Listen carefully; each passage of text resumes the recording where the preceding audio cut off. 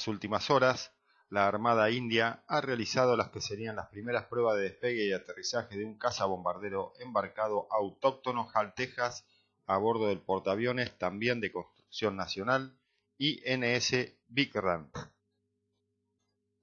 Después de más de 2 décadas de desarrollo, el programa LCA Light Combat Aircraft indio, del que nació el cazabombardero HAL Texas, ha superado un nuevo hito al lograr realizar al menos un despegue y un apontaje sobre la cubierta de un portaaviones, en este caso el INS Vikrant, el más moderno de la Armada de la India. A este respecto, a pesar de las recientes pruebas que parecen haberse saldado de forma exitosa, la Armada de la India no tiene intención alguna de adquirirlo en el futuro. Únicamente la Fuerza Aérea de la India ha aceptado pedir medio centenar de aparatos para sustituir, aparte de sus MiG-21, a los que en el futuro se unirán, en el mejor de los casos, otro centenar de unidades de la variante mejorada Mk-1A.